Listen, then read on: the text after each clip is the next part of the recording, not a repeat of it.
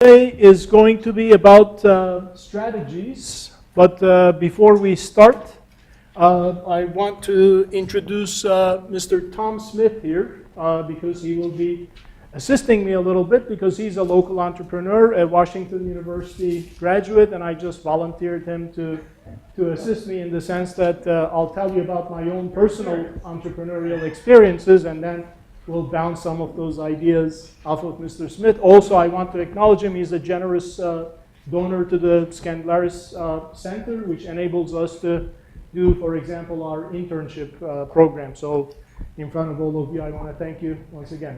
Very much appreciated. Okay, so I'll start with my standard question. I'm beginning to see familiar faces who are coming to each of these presentations, but who has been to none of the prior workshops? 1, 2, okay. And who's been to all prior workshops? 1, 2, okay. So we have a mixture as usual.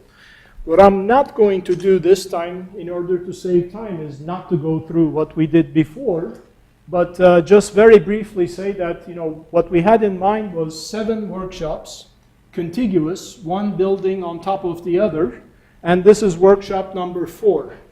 In the very first one, we talked about the difficulty of being a successful entrepreneur, and we said that the success rate from an application to an angel investor group to having an exit meaning your company is acquired or you have a public offering, is about 6 over 1,000.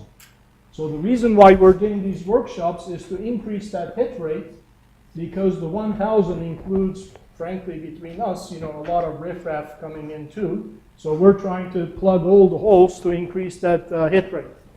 Ideation was about how do successful entrepreneurs come up with great venture concepts?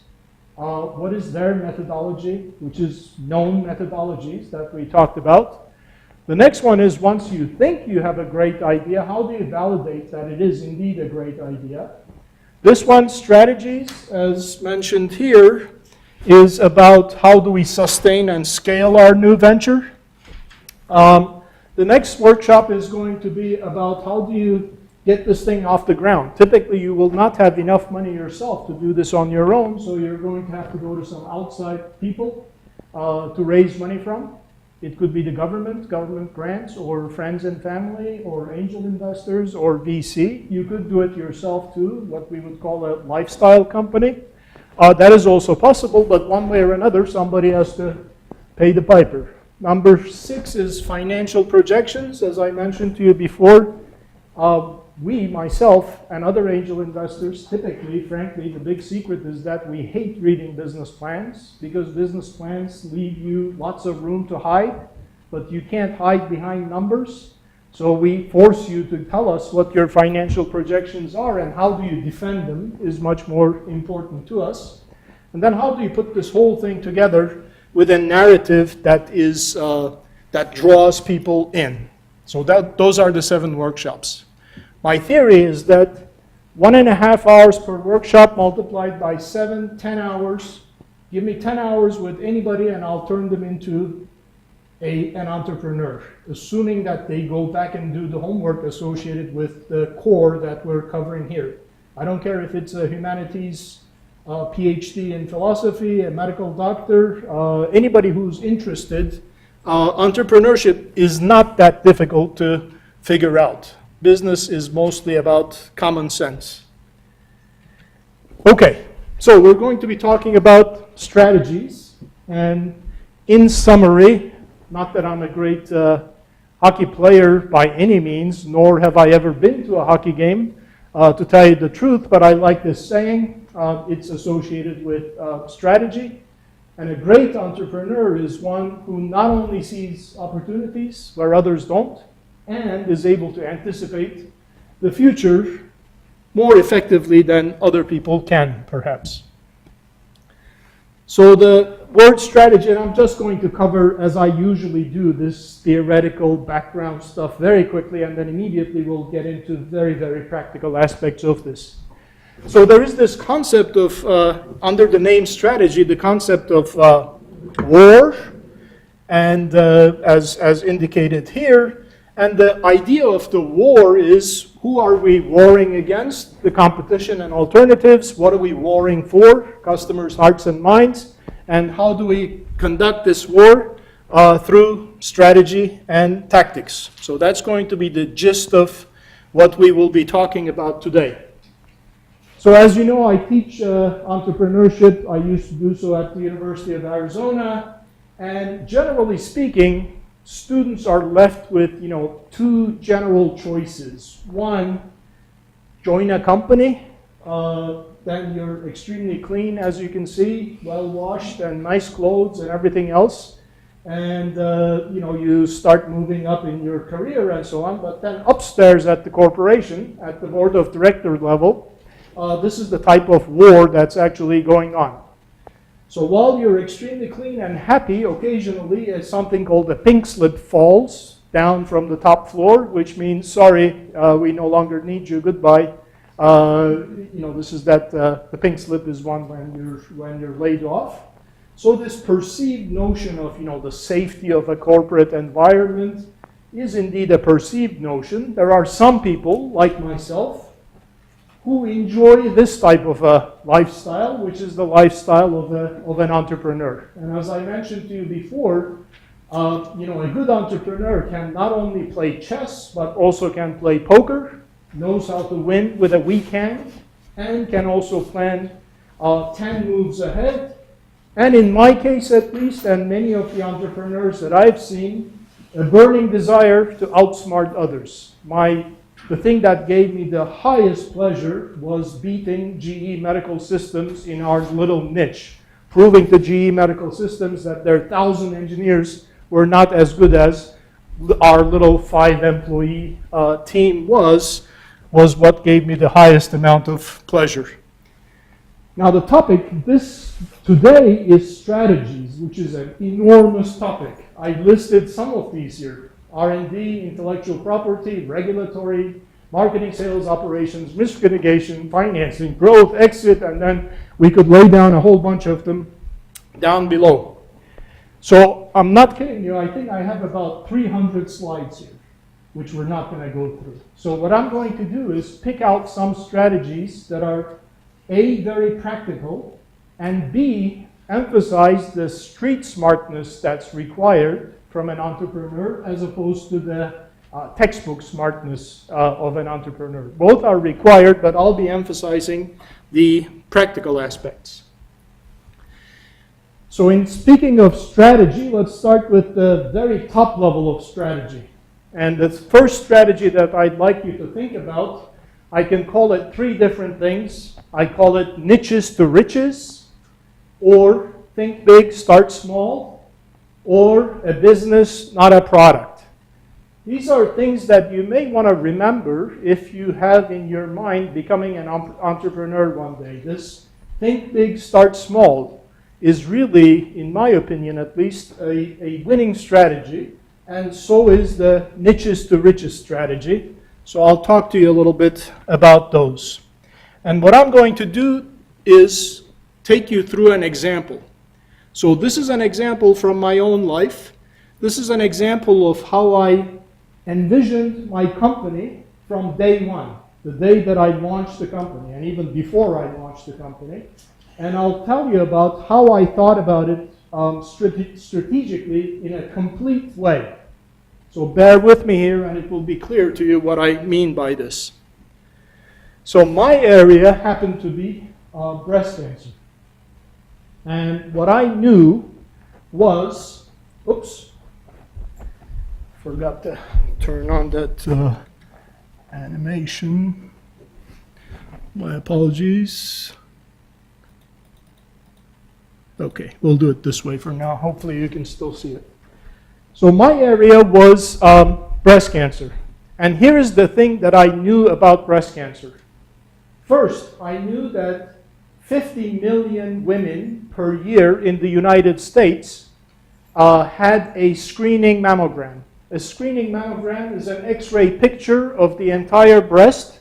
The patient is what's called asymptomatic. There is no abnormality reported, no symptoms reported. We're just checking to see if there's anything abnormal in the breast or not. 50 million.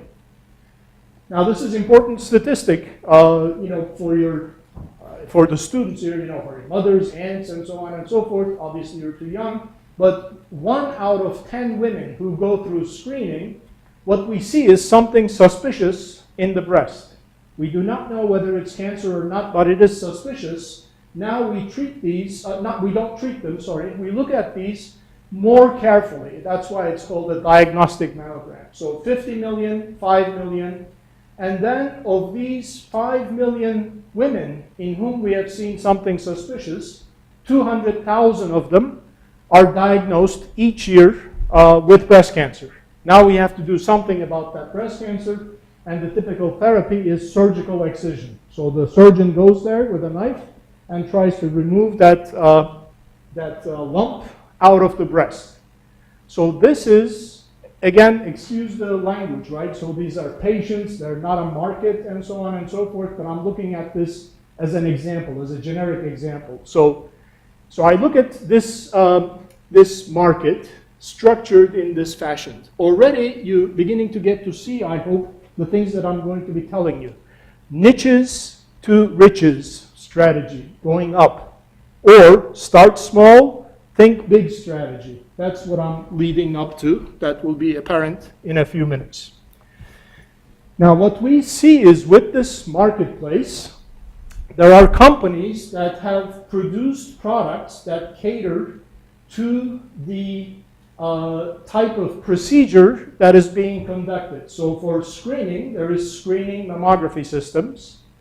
For diagnostic mammography, to look very closely at a small area of the breast where the tumor is, there's other systems called diagnostic mammography systems. And then after the lump has been removed from the breast, there are systems that are used to image, X-ray picture of the specimen itself to make sure that we did get the tumor out of the breast.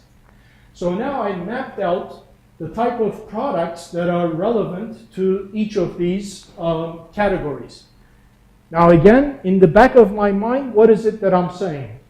General Electric, Philips, Siemens, the big boys, the giants, are focusing on this area. Why? Because there's 50 million procedures per year, big market. This is below the radar of GE, Philips, Siemens, and the other big boys there because there's only 200,000 procedures per year.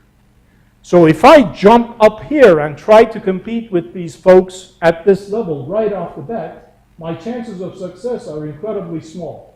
But if I start from this area here and dominate this particular area, which I can because it's below radar, then I can slowly start producing products for the diagnostic mammo and then screening mammography. And this is exactly what happened to me. So I completely dominated with our company this area.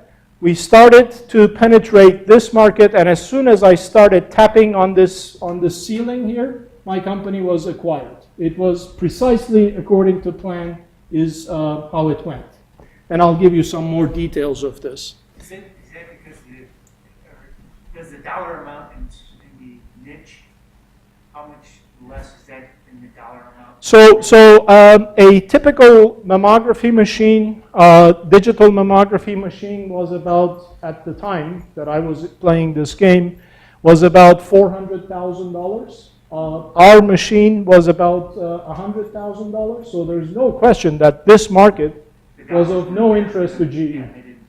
But I exited at about $8 million, which was perfectly fine by me. I didn't have any VC, I didn't have any angel investors. So this was definitely a niche market where I could easily, not easily, but play a little bit more easier than others.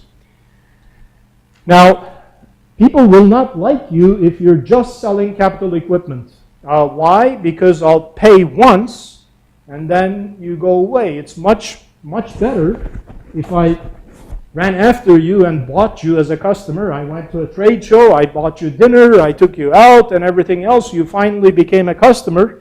Now I have to keep selling you stuff so that I can get back all that money. If I just sell you one time, then that's not enough money. So on this side, we have disposable products and services associated, again, with these procedures. I'm going to talk to you about, what the disposable was for this market, what the disposables are for this, and what the disposables were catering to this marketplace. But I had mapped this out from day one before I spent, a single dollar. Now, I didn't stop there though. So that was a snapshot picture of what the market looked like. The next thing that I looked at was, today, this is existing technology. So a mammogram, in the days that I was in it, is what is called a shadowgram, meaning you shine X-rays on the breast and you get a two-dimensional image of a shadowgram of the breast itself, of the inside of the breast, but everything is overlapping, right? Now, what I knew is that as time went on, what we would be doing, and in fact there was already some research and development going on at universities about doing three-dimensional imaging of the breast, three-dimensional X-ray imaging of the breast. So the big boys, again, were using the technology to develop three-dimensional imaging systems for the big market.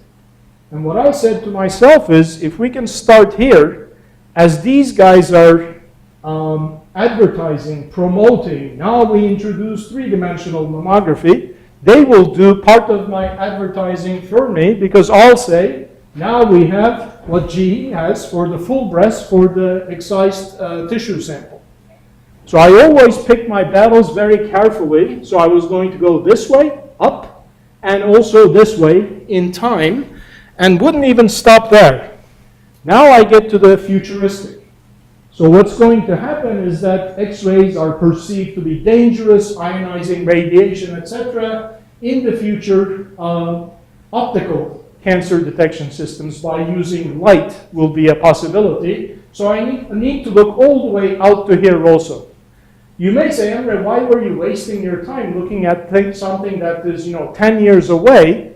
And that will be a part of this talk in terms of R&D strategy, because when you apply to the government, to the National Institutes of Health for a grant, they won't give you a grant for what's going on today or what's being developed and will be available tomorrow. They're only interested in things that are way out there. So I would apply, this would be my grant area. I would apply for grants in this regime. I'd be making money out of this regime, and then I would be convincing our customers that we were an innovative company by developing products in this regime. So now what I'd like you to think about is the applicability of this type of thinking, regardless what market you're in. So this was a very specific example about mammography, but this idea of niches to riches, what I want you to think about is, let's suppose that we're going to invade Europe, right? World War II. We have to first get to Normandy Beach. We have to establish a beachhead. If we can't win in Normandy, there's no way we're going to invade Europe, right? So what is the market, lowest hanging fruit market, where you need to say to yourselves, if I can't win here, I might as well give up? I mean, like St. Louis. I'm going to sell something in St. Louis. I know everybody in St. Louis. If I can't win in St. Louis, don't give me any money and don't waste my time, your time. Stop, kill it, right? Move on to something else. So you need to define for yourself, what is the market where if I can't win, I should better give up? And then what are the subsequent markets that I could possibly move up on? What are other related products that I can produce and move up? And what does the future look like in my market? So that third component that I told you, not a product but a business. This is a business. This little thing here is a product. So we're in the business of building businesses and not products. So let me pause here for just 1 second. I mentioned to you that right here was an interesting product, a disposable. And I'm going to use that as an example of an illustration of another strategic play. especially at Washington University, often the thinking seems to be it's about the high science. In other words, in order to create a company, you need to have some high science. No, you don't. You don't have to have high science. There's plenty of problems, small problems that need solutions very, very badly, that you can build extremely successful companies without having high science associated with that. I'll give you a particular example again in the world of mammography. So as many of you know, the first thing we think about when we're thinking about a startup is what problem are we solving? Because the danger, the risk is that you create a solution and then you love the solution but nobody cares. So you really have to be very careful about, am I solving somebody's problem here? So we always try to start with a problem statement. So here's the problem statement. Mammography, this X-ray imaging of the breast, can be painful. It can be a painful experience for some women since the breast must be compressed during this procedure. Now, immediately we start tearing apart this statement and asking ourselves some question. For some women, so for those of you who are entering the Olin Cup or other business competitions, one trick that you can use is when you write a statement in your business plan competition, let's say of this type, imagine that you're the reader and try to imagine what type of questions could be coming up in the reader's mind. And then preemptively, or in the next sentence, try to answer those questions. So leave your body, enter the body of the reader, the reviewer, and think about what could he be thinking. He doesn't know as much as I do about this topic. He's a layman. What can he be thinking? How can I answer it preemptively? This strategy allowed me to win lots of SBIR grants, this type of thinking. What could the reviewer be thinking now, and how can I answer that question preemptively in the next sentence so that he ends up saying to himself, my God, it's like he's reading my mind. Everything that I'm thinking of, he's able to answer. Better give him the grant. Very, very critical idea here. So, the questions themselves are not that important, but it's a series of questions to develop an intimate understanding of the problem. Some of them we're going to come back to. Who's the customer? What's the customer's problem? Why must the breast be compressed? Why some women, etc., etc. So that I call sidebar number one, right? This tearing up of a problem statement. Now, as I go through this workshop, occasionally I'll deviate and then come back in again because there's so many opportunities to talk about lots of different little things that I picked up along the way. So if you permit me, I'm going to do another sidebar here. So I said the breast must be compressed. So the question is, why must the breast be compressed? Another must-have tool, especially the scientists and engineers in this audience, must-have is the ability to describe complex concepts to laymen in simple language. If you cannot do that, I don't care if you win the Nobel Prize, you're going to have a very tough time persuading people to understand, to agree, to back you up, and so on and so forth. So I'm going to use this example to convey that concept to you. So he says to me, why should the breast be compressed? Now I can tell him about all the biology of the breast and the tendons and the ligaments and the lipids and so on and so forth, and it will go whoosh, nobody will understand. So instead what I say to him is, imagine a bag of marbles. They're all blue marbles, except there is one red marble amongst the blue marbles. And that red marble is the cancer. Which is easier, to find the red marble by looking at the ball of marbles like this, or if you spread them out over a tabletop and then look for the red marble? That's exactly why we have to compress the breast during mammography. So this ability, think to yourself, especially if you're a scientist or an engineer, if you're trying to convey a complex concept over to a layman audience, and almost by definition, an investor is a layman audience, typically, especially outside of the coasts, this is a must-have ability. Okay, now let's come back. So what did we say? Mammography is painful because of the compression. We know why it has to be compressed. And what's the problem? Women don't like it. Nobody wants that, so they don't get a mammogram. Then their possibility of having an undiagnosed breast cancer goes up. And the numbers are significant, 50 million women. So a company popped up called Biolucent. This is where high science is not required. Their idea was, we will have a foam pad, just like your mouse pad.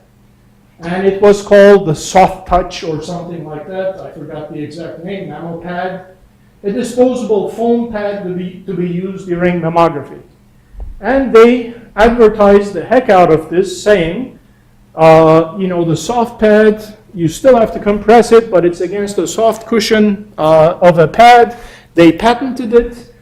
It's a very simple product, but it's not a do it in your garage product, because you cannot have, for example, so-called inclusions, little pieces of metal and so on, because they could be confused with calcifications in the breast, which may be indications of cancer. So, built in a clean environment, up to regulations and so on and so forth, but they built this thing and came up with a product. So my question to you is, any guesses as to the outcome? Total flop, extreme success, or kind of, living dead? What happened, do you think? I would think it would be an extreme success. Extreme success, and you win a candy bar. Because the company was acquired for $70 million. $70 million, and here's the evidence of it. It's a little bit early, 2007, but they were acquired for $70 million. It's amazing, isn't it? So what did it take? So I'd like to think that the following happened.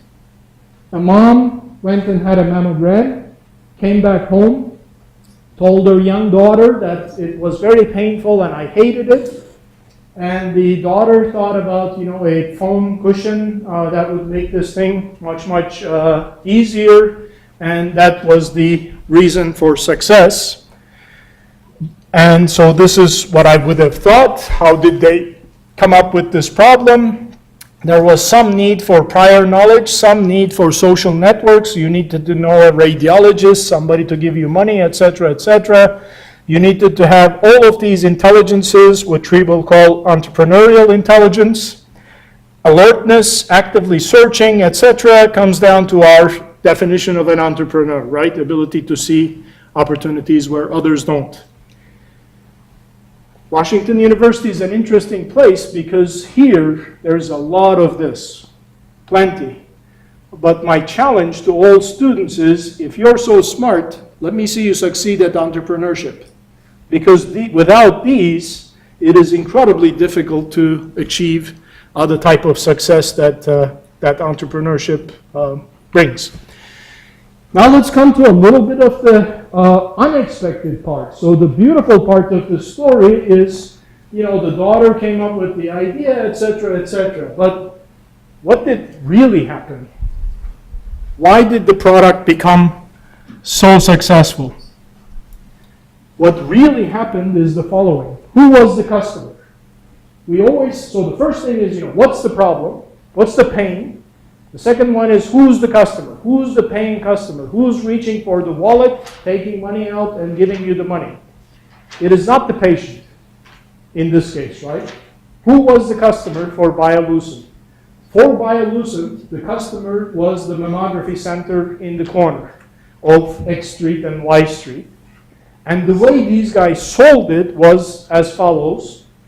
They would promote the heck out of the pad at Mammography Center A, and then Mammography Center A would say, are you going to Mammography Center B on the other side of the street? They're doing mammography the archaic way, from the Middle Ages. They're going to compress the heck out of your breast, whereas we use the soft touch Biolucent. Come to us. So they were losing customers, patients, going to this place, and so the other mammography center had no choice but also to offer the Biolucent pad. And then this spread out. Almost all mammography centers started using the pad, and that's what led to the $70 million exit. So sometimes things that are not so obvious in the background are playing, and this was the dominant way medical device companies like myself too actually made money. We would give one away and then create this competitive situation where everybody else felt like they had to have it also. Not everything is, perfect and just and right and so on and so forth. In fact, I argue, based on my limited knowledge of, anatomy and mammography and so on, that the benefit of the pad was mostly psychological. Because, that level of pad with that level of compression was not really having great, clinical impact. It was all psychological benefit coupled with very smart marketing and positioning.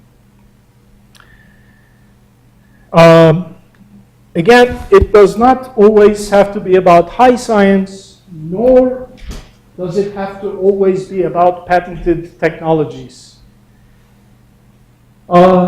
So this, I want to pause here for a second also. So I built up a company, 3 companies. One of them was, none of them had patents because of this niches to riches strategy. They're recording it actually, and that thing is really bothering my eye.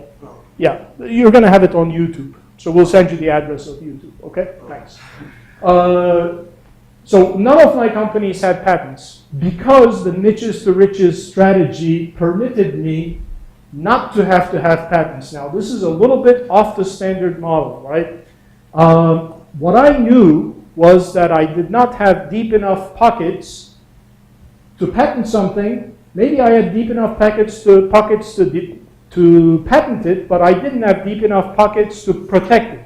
If General Electric said, yeah, okay, good, you have a patent, sue us.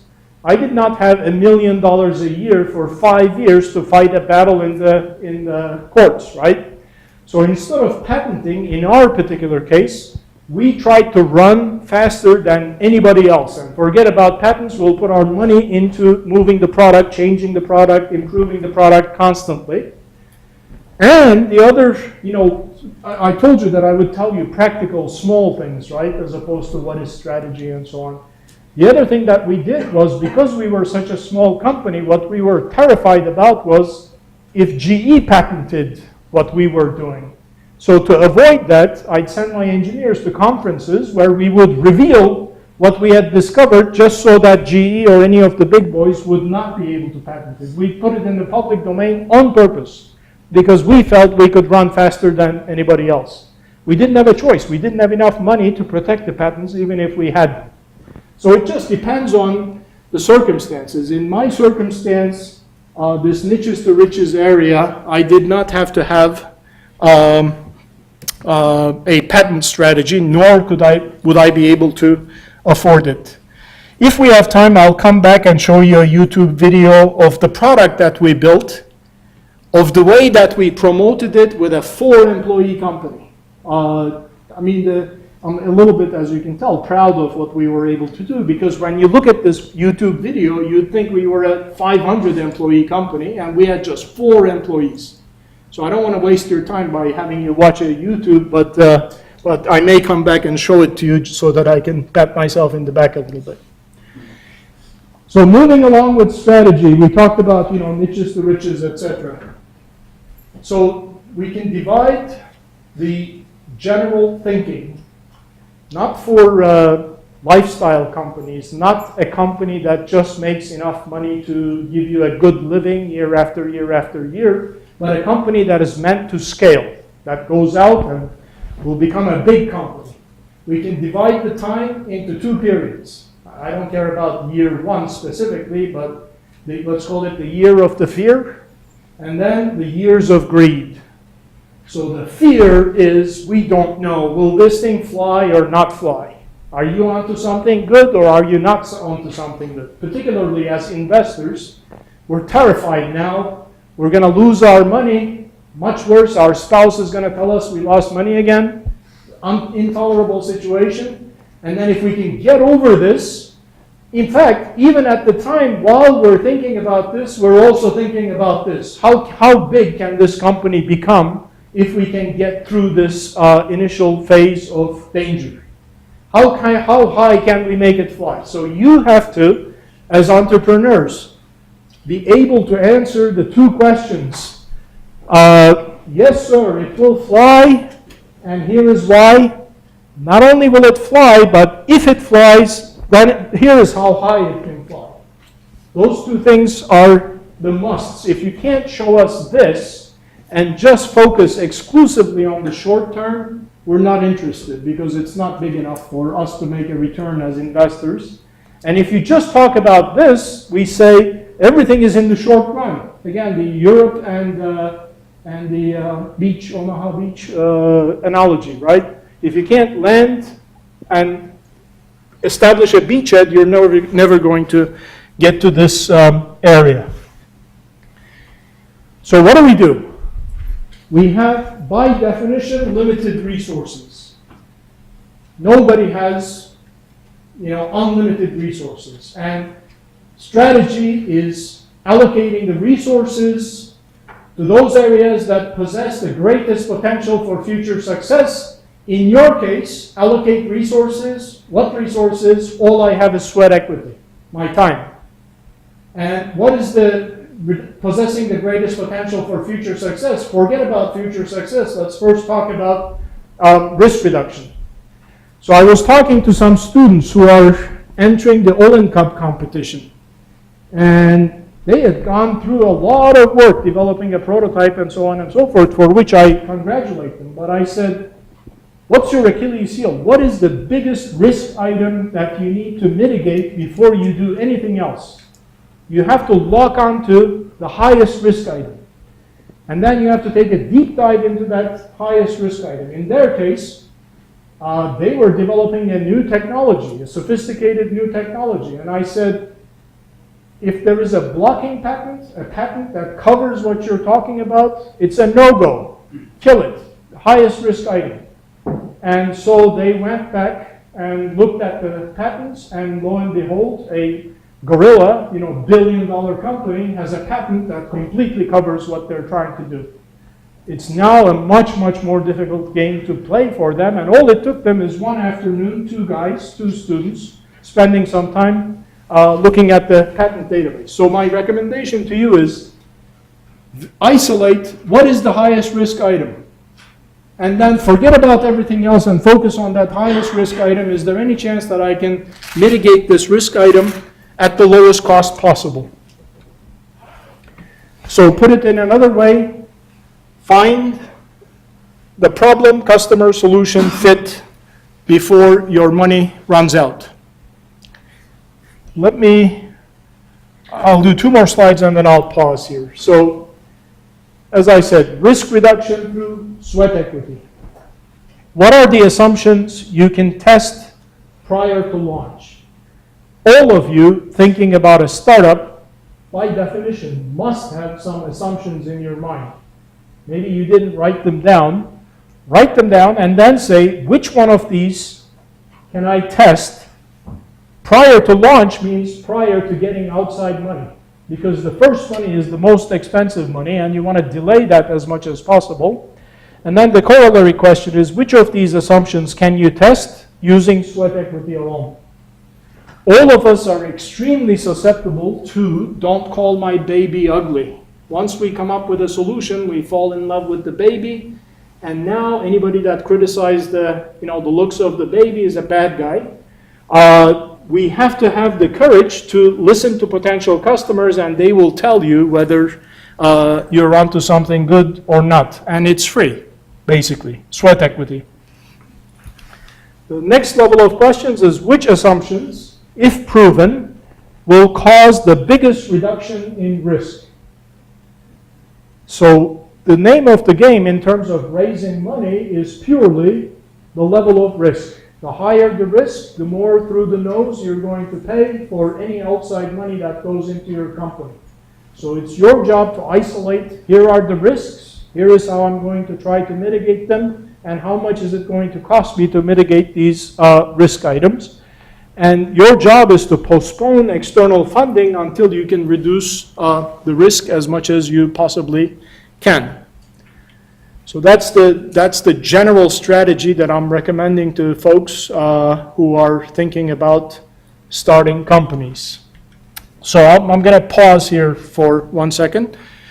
And first, let's start with Tom about whether what I'm saying is consistent with what you experienced as an entrepreneur, what parts worked for you, what parts didn't work for you, this niches to riches strategy. Well, I like the framework of the way you pose strategies. I guess I would have, before today, spoken about it in a slightly different way. I would have said our strategy was close to the customer and close enough to see them cry, which happens all the time.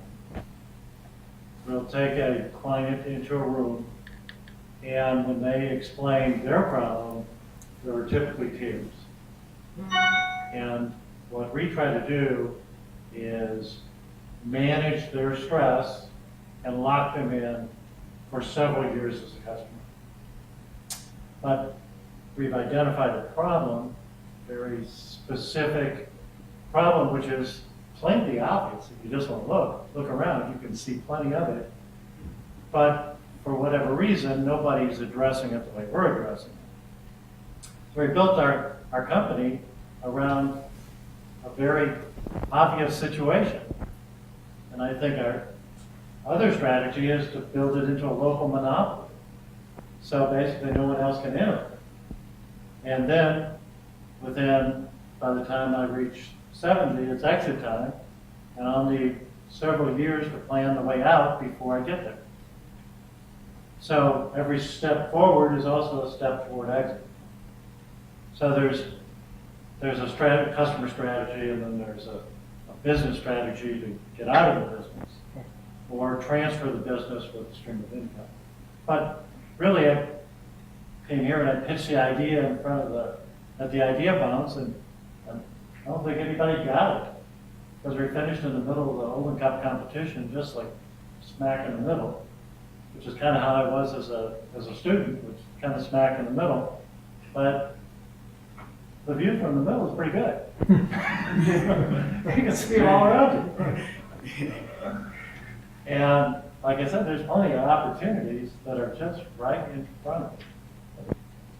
Now, maybe people don't know what specific business you may be. Narrowing it down, we're in what would some would SIC category might be supplementary education. You might call it educational consulting. The monopoly type business that we're trying to generate is a private learning center. It's a private school for kids that have learning challenges. And it charges like a private school. It has its clientele is 50% or more, maybe 60% private school students. And if you look at the learning challenges, what we offer for a high price, you can get for free. It's available for free if you know how to get it. But a lot of people don't want free, they want to pay, especially our clients. Thank you. Let me put this up and ask the audience whether any of you have a business concept that fits into this type of framework, or maybe even better, this type of framework, where we have, niches to riches, one-time sales, recurring sales, and in each area going out into the future, and we can see the entire picture, the landscape of the market and the products that we're going to be offering. I'm asking because I think, even if it has zero to do with medical devices, most things will fit into this type of scheme. In fact, if they don't fit into this type of scheme, in my head at least, as an angel investor, a yellow flag would go up. So in some cases, let me tell you myself then, niches to riches is very difficult to make it work in areas where a critical mass is required. So for example, social media type operations. There, what do we look at? What is the niches to riches equivalent? Okay, so you want to create a social media company.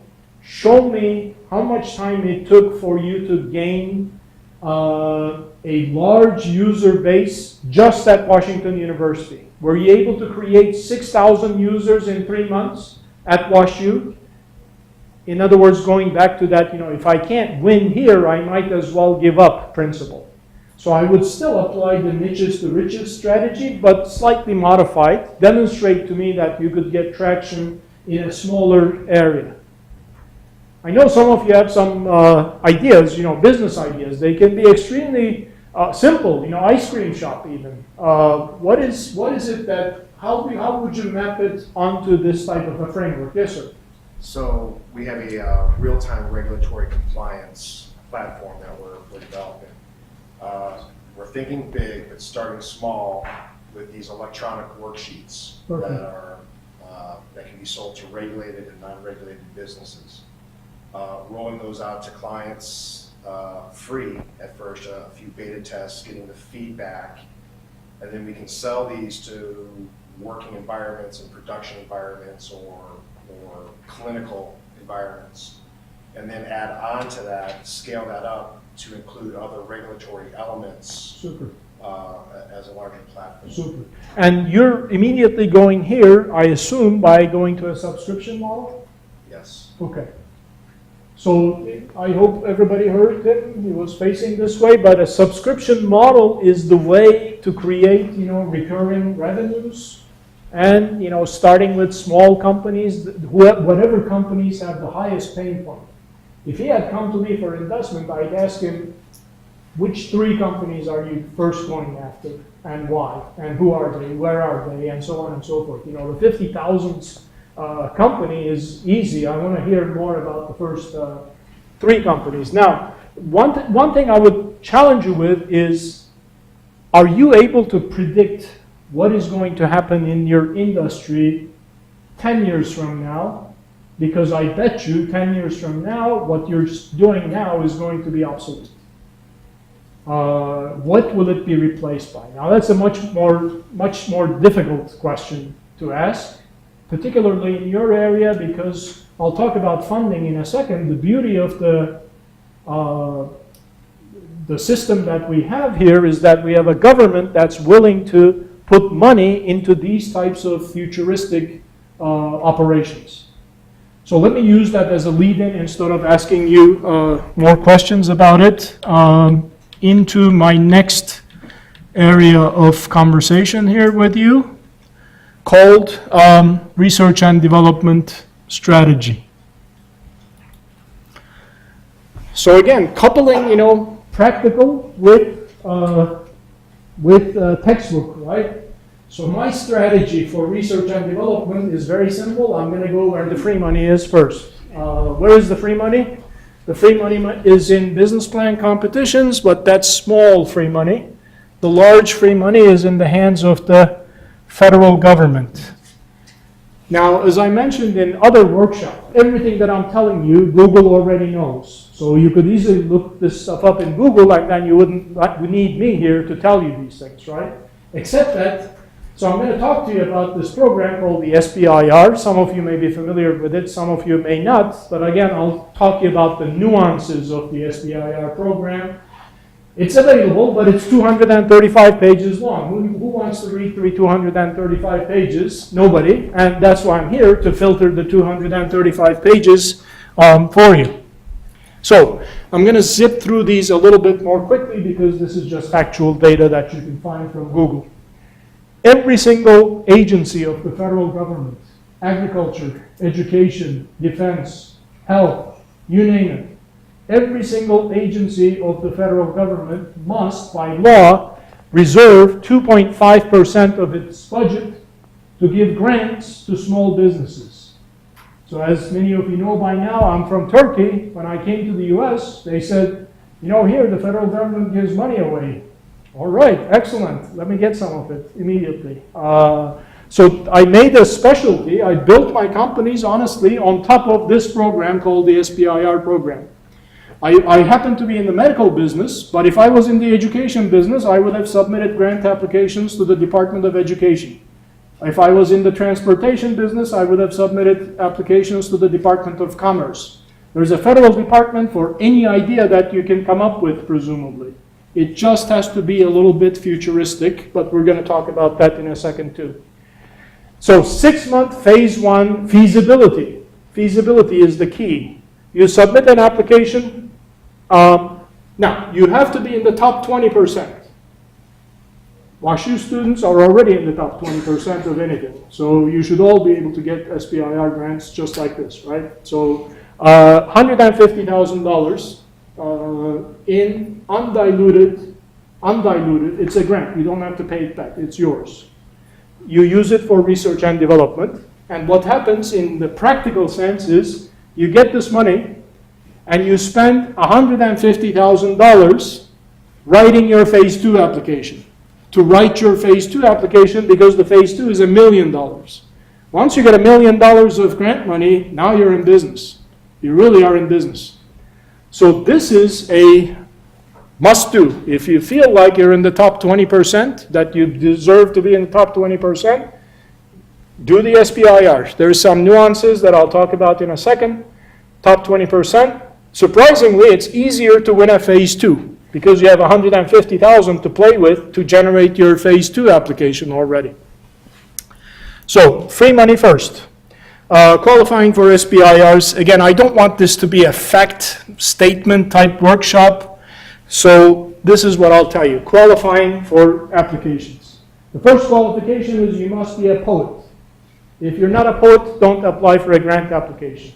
Why am I saying this? So a phase 1 application is 7 pages. You know, the core of the application, not the description of the facilities and so on, is 7 pages. The amount of dollars is $150,000. So the dollars per page, or more importantly, the dollars per word is $42. So when I'm writing my grant applications, I have spent 15, 20, 30 minutes thinking about what word should I use here. Because that word is $80, it's an $80 word that I'm trying to pick, right? That's what's going to enable me to get the grant or not get the grant. If you cannot write it as if it were poetry, then don't bother because you won't get in the top 20%. So this is a big time commitment. So I would spend, I'd lock myself in a room and stay there for, several days to crank out an SBIR application, and my hit rate was huge. I would often get them, but there was no magic, really. I just put myself in the shoes of the reviewer, anticipate what is he thinking now, how can I preemptively answer his question in my next sentence, and then recognizing these. With a one-employee company, myself, I got a $250,000 grant from the Arizona Department of Commerce. Each word was worth $250. You cannot imagine how much time I spent agonizing over the writing of this grant. The level is, there is no way I could have written anything better than this. It's impossible. I could not have written anything better than this. Only then will I submit an application. So, as usual, to be an entrepreneur, you have to be a little bit on the crazy side because this type of stuff is, crazy stuff, right? Not often do you say to yourself, I could not have done any better than this, period. That takes a lot of work and a lot of risk-taking in terms of the number of hours I spent just writing 4 pages like a madman.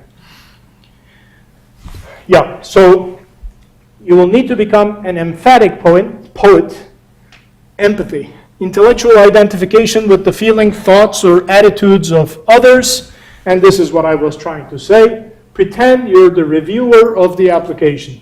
Become him, empathy. Identify with his feelings, thoughts, attitudes, etc. The other part, simultaneously conveying the concept to the layman. I cannot emphasize how important this is. This is like $1 million writing on this. Simultaneously conveying the concept to the layman while proving to the expert you know what you're talking about, because the review committee has laymen in it as well as super experts in it. So the words that you pick have to be picked so carefully that the layman says, I get it, and the expert says, oh, I can tell he knows what he's talking about. He's just using simple language because he knows there's a layman amongst us. Going back to this empathy, I used to tell my wife when we had our companies, this is again, honest to God truth, 90% of what I did as a company owner was psychology, 10% was everything else. psychology with the employees, psychology with the customers, psychology with the vendors. You have to have this. Doesn't matter how smart you are, how educated you are, how much you know. If you do not have this, you shall fail. No question about it. And in fact, what the gentleman was saying about, understanding the needs of the customer when they come in crying, that is the type of connection that leads to superb performance as a company. I gave an example here, of like one sentence. So I got $1 million from this grant, and every single word here, we don't have to dissect it now, was carefully selected. This research targets the development and clinical evaluation of the world's first, hint, reviewer, I'm saying world's first, better pay attention, portable intraoperative digital specimen tomosynthesis system. So intraoperative digital specimen tomosynthesis system, hello expert, I know what I'm talking about. Hello layman, it's for rapid and accurate three-dimensional radiographic margin assessment. I'm thinking of each of the reviewers there and putting in words and sending almost subliminal messages to each of them. That's what I mean by hello. Are you paying attention to what I'm saying? Here is the message that I'm trying to send to you. Here is the message that I'm trying to send to you, etc. Yeah, so $3,120 sentence this was. This is just one sentence. That's how much it gave me, this sentence, in terms of the, just in terms of the grant, but then it allowed us to build a $10 million company, so actually it was a $31,000 sentence at the tail end. Okay, so now I'm going to zip through these really quickly. So the hard qualifications, it's easy enough. You form an online LLC for $110. The submission must come from an entity, legal entity, which is an LLC. At least 51% must be owned by a U.S. citizen. Must have fewer than 500 employees. This is a gotcha with a lot of faculty members because the primary employment at the time of the grant of the principal investigator must be with the company. So, faculty obviously don't want to leave their health insurance and so on and join a company, but they have to in order to get an SBIR. I guess the government does this to separate out the ones that want to take a chance and the ones that want to ride, both sides. Blah, blah, blah, blah. So grants.gov, you go there and find grant opportunities. You can either search by agency, Department of Health and Human Services, here are all the agencies. You can search by a specific criteria. You can type in keywords that you may have, and then you're going to get all these solicitations. Studies of energy balance and cancer in humans, development research in cancer prognosis, etc., etc. Here are SBIRs, virtual reality technologies for research and education in obesity and diabetes. So education in obesity and diabetes. Virtual reality technologies is added on. So if I'm interested in education in obesity and diabetes, but I don't have the technical know-how, what do I do if I'm a good entrepreneur? I find myself somebody with technical know-how but lacking the educational side and say, let's go apply for an SBIR and see if we can get $150,000 from the federal government, etc., etc. So I must admit the government made it really, really, really easy to generate these applications. It's all electronic, it's all online, and you apply electronically. It used to be, I used to use a typewriter, think, and then use whiteout for a misspelled word. Then it was tough. Then we used to send it, in FedEx envelope just the night before, etc., etc. Okay, so this is what it looks like. You fill in, section by section. This is how it's divided. Specific aims, significance, innovation, approach. This is the most important part. What is it that you want to do, and when will you declare success? So you can't say, I'm going to investigate and see what happens. They hate that. You won't get a grant with that. You have to say, This is, the hypothesis that I'm going to test, and I'm going to declare success if this happens numerically. They love that. Background. This used to be called background and significance. Why is what you're working on important? What's new about it, and how are you going to approach solving the problem? Phase 2. So it's interesting. In phase 1, it's feasibility. It's all technical. Phase 2, for business students, if there are any here, half the application is technical, half the application is commercialization plan. So even the government is waking up to the fact that, if we only fund basic R&D, we're not going to have commercialization. So to get a $1 million phase 2, the business side is as important, equally important as the science side. So if you're a business student, you find the technical guys, you say, let's do a phase 1, and in the phase 2, I'll write the business side, you write the technical side, let's see if we can get $1 million. Then the other beauty is you can look at previously funded successful SBIR grants from the National Science Foundation. Again, as I say, everything is on the web. You can find these, and we'll post this PowerPoint so you can go and find these websites, look at these, and you'll find all sorts of things. Now let me get to the subtle point. I have this automated thing going on. Okay, so as I mentioned to you, I came from Turkey, and I learned about entrepreneurship by selling eggs and peaches and so on. So I come to the US, and they say, here the federal government gives away money. Fantastic, I'll get some of it. Except they will only let you spend it on research and development. You cannot pay air conditioning, telephone, going to trade shows, and so on and so forth. Well, then how am I going to build a business? I don't care, that's what the law is. Okay? Let me see what I can do about that. Okay? So, SBIRs will typically fund high-risk, futuristic R&D projects. What we did was we made sure that any application that we submitted was a very complex system, because the NIH is not going to fund anything that is not futuristic and complex. And what we did was we would apply for a grant only if there was a component of that complex system that we could quickly build and commercialize. So when we got the $1 million, the first money would go into producing the low-risk component, and then we would attack the larger system. Now, this is not cheating the government. We're saying we're going to develop a very complex system. It has a very simple component inside it, but it's required. So give us $1 million, we'll build the complex system.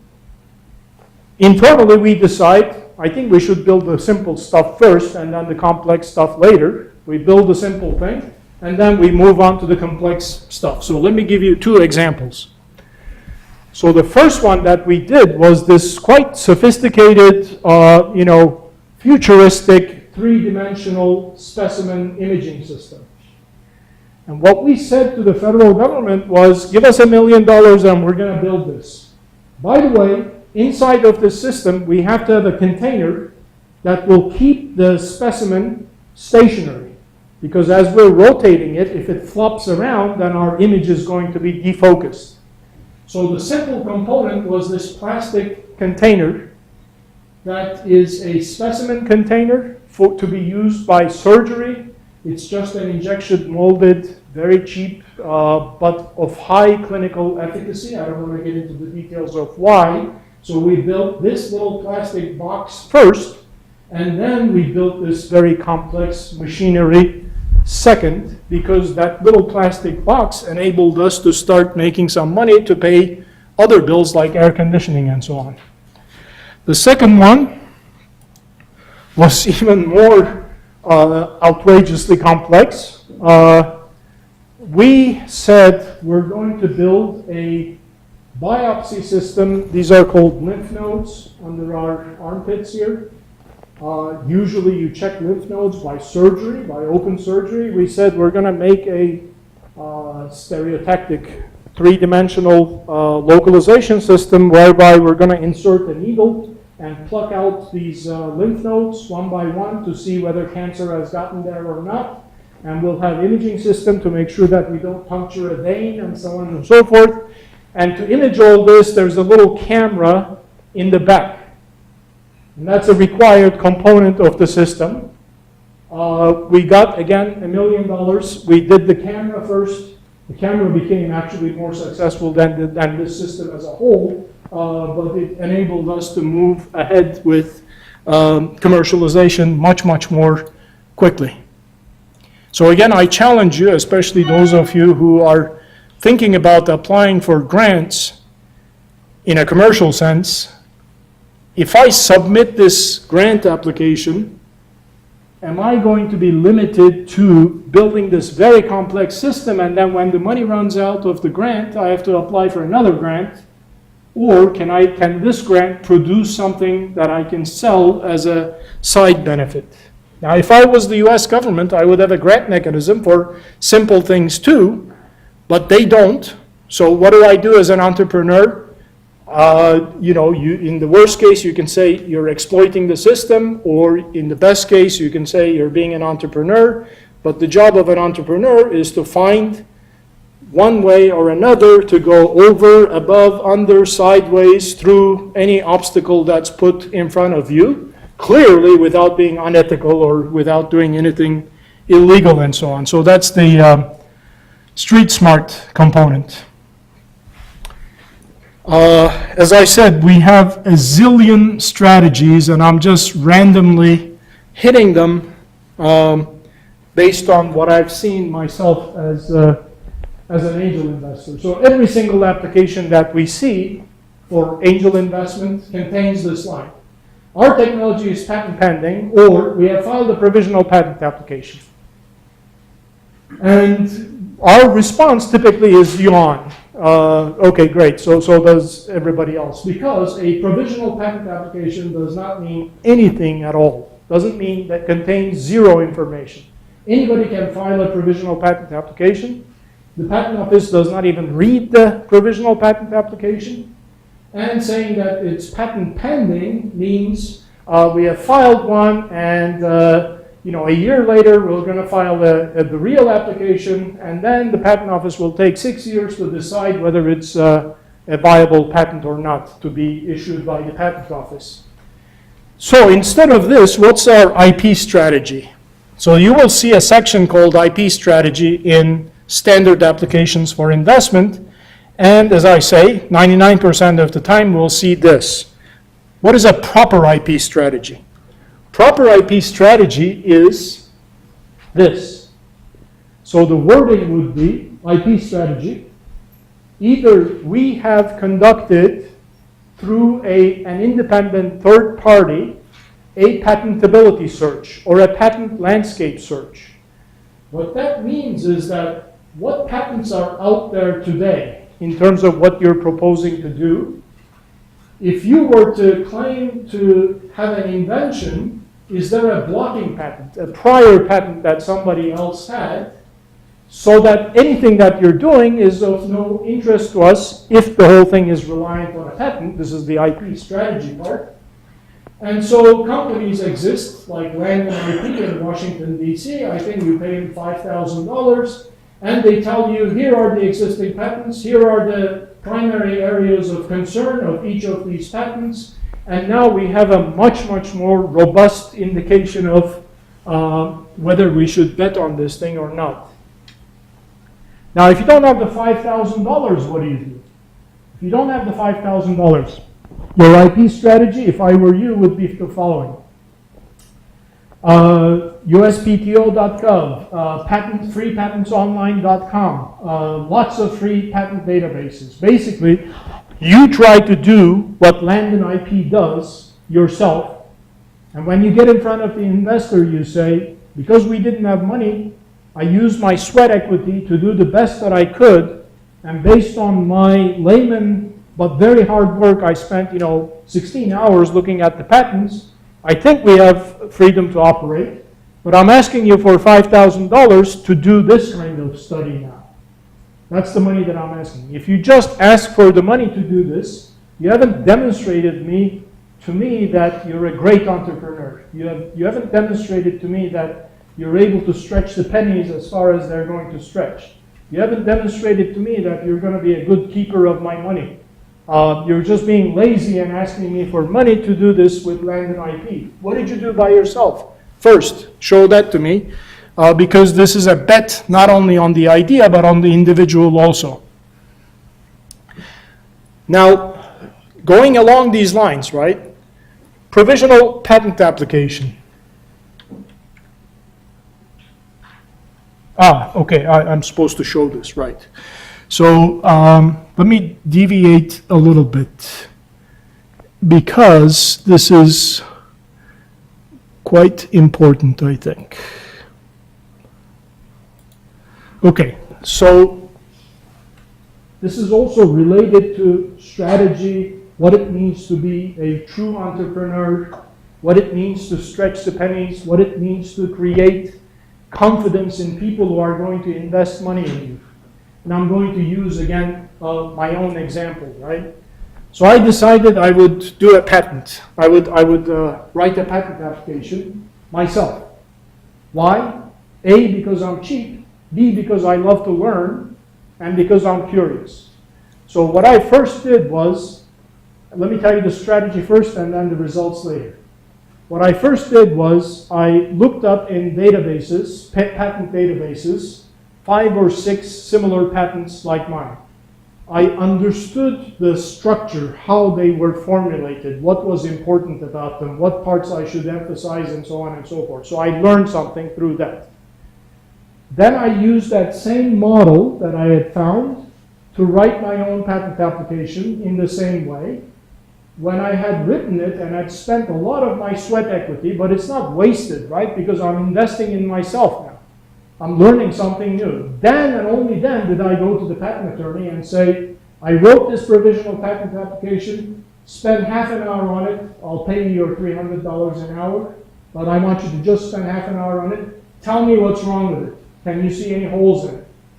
Honestly, only like 2 corrections. You should add this sentence here and you should change that here. Otherwise, it's ready to go. If I had gone to him and said, I want to write a patent application, I don't know what a patent application is. I'm just too lazy to learn or anything like that, and I'm stupid. I'll pay you for 10 hours at $300 an hour. You do all the work for me. Yes, you could do that, but you wouldn't get a nickel of my money as an investor because you don't have what it takes to be a successful entrepreneur. So sidelines here. The other thing that I learned was, so I saw these, fancy pictures in the patent applications. So the beauty is, in the age that we're living, there's a program called Google SketchUp. So I learned Google SketchUp. I added to my knowledge base. It was actually fun. It's completely free. And it enables you to draw things like this. Google SketchUp for free that you can learn in 2 seconds. Not 2 seconds, 2 days. And then, I drew all my beautiful drawings just by myself, learning Google SketchUp. Nothing special about me, all of you are much smarter than I am. These kinds of drawings, these are the photographs and so on and so forth. Now I could talk to you about, what else did I find out? Let me just summarize it. When you see a patent, the first thing that you want to do is go to claim 1 at the very end. This is where this is the core of the patent. And for a device, the structure of the claim is exactly like this. Da-da-da, apparatus comprising, and then blah, blah, blah, blah. These are connected by ands. And it must have this, and this, and this. And then if you want to qualify one of the components, then you say wherein. So this is the qualifier to this sentence. And then the whole patent application, the abstract, the description, etc., all arise from the description of this claim. So, again, I could spend quite a bit of time on this too, but my general point is that there is no such thing as a lazy entrepreneur. There is no such thing as a not curious entrepreneur. There is no such thing as an entrepreneur who is not dying to learn new things. Those are all requirements to becoming a successful entrepreneur. Okay, so back to our find the problem, customer solution, fit. Let me pause there for another second. Any questions, comments, pushback, especially pushback. So the other recommendation that I have for you is that negative feedback is much more valuable to you than positive feedback. So seek out negative feedback, right? Always, again, this is mostly to students here, always be willing to be proven wrong. So when I talk to the audiences, I say, I'm particularly interested in negative feedback, any part that you disagree with. And there's one. You used emphatic instead of empathetic in your slide earlier. Empathetic. Empathetic. I should have used empathetic. Empathetic. You As must be an opposed to- English major. No, Okay. but I'm a good writer. Okay.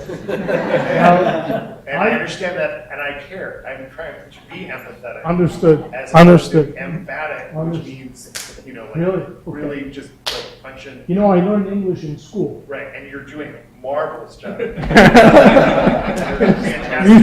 Mutual Admiration Society. Absolutely. Well, I mean, emphasis and I got you. Empathetic. empathy are very closely Got you. related. Thank you for correcting that. Absolutely.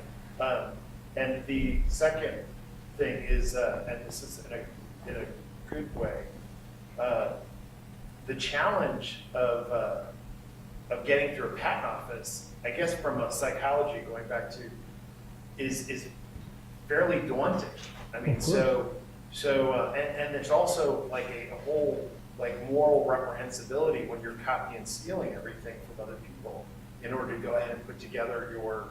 Is it copying and stealing, really? I mean, Plagiarism is copying from one person. Research is stealing from a lot of people. But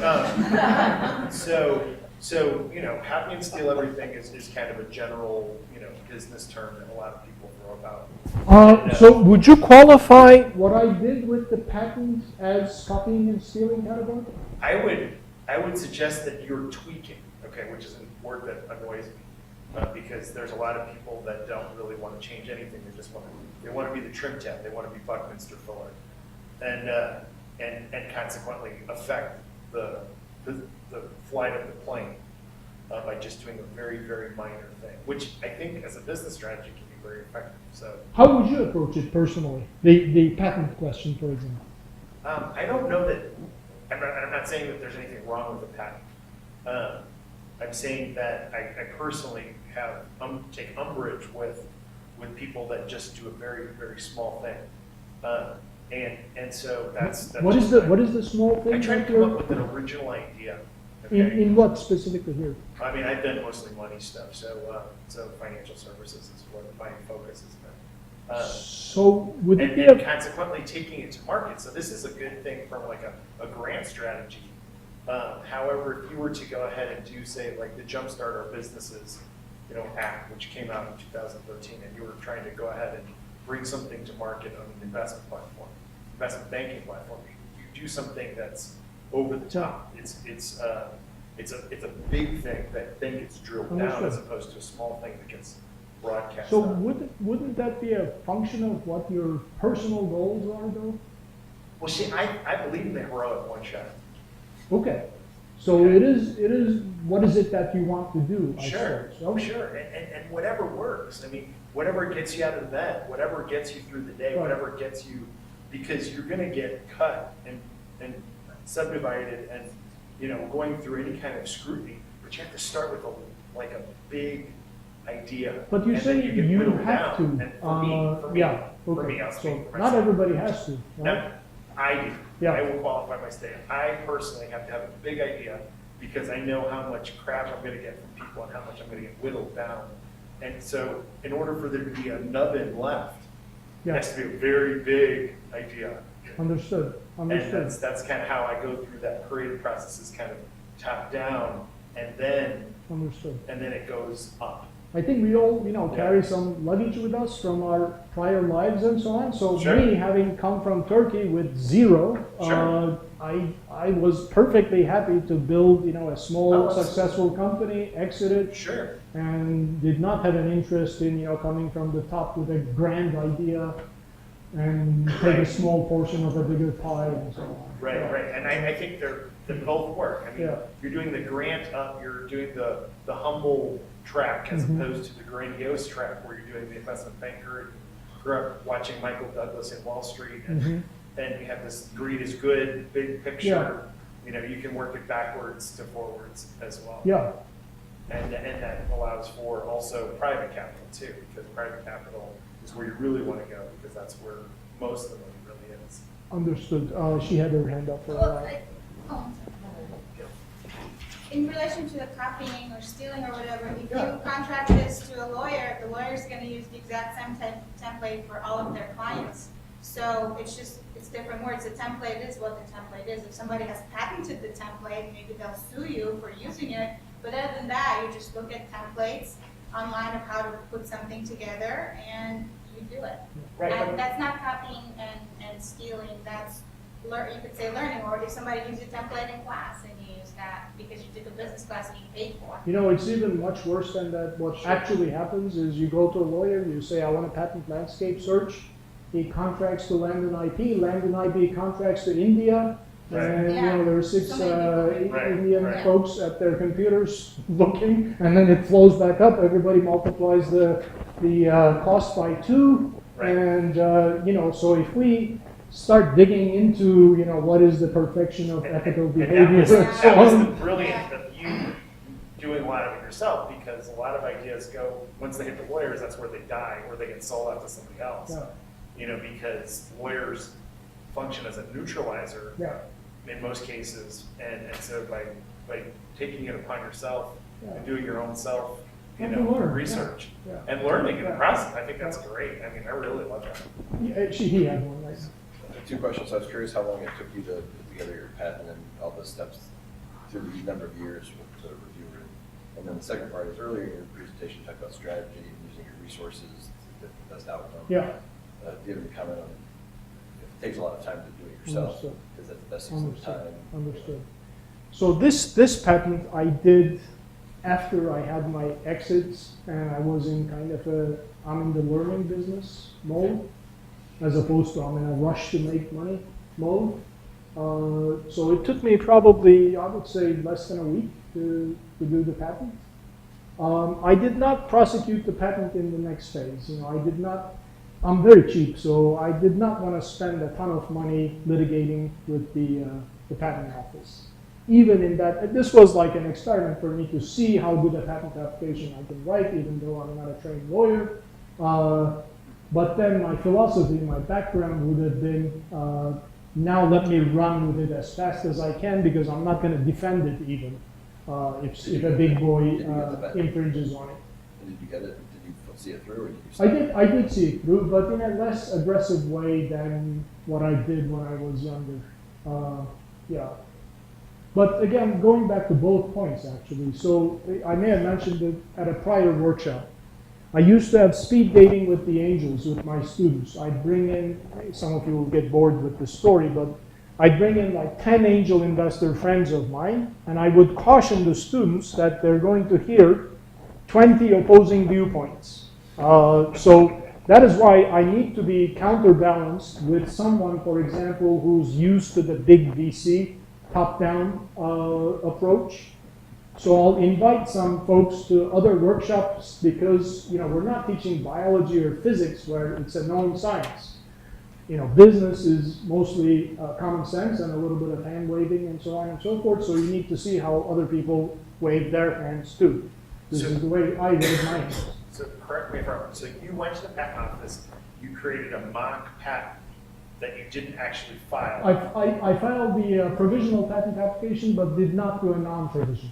Okay, and that way you didn't give away your, patent. You didn't actually put your patent out there on the IPO Correct. market. Correct. Okay, so you created basically you went through the patent process without Yeah. filing it. I stopped. And then you went to the phase 1 And then the phase two, Right. okay, I stopped when Brilliant. the patent office would have cost me $15,000. sure. There were questions, yes, sir. You mentioned a number of times you built this with a small number of employees. What roles did those employees Yeah. have, and how did you kind of develop a strategy for Super, what you needed?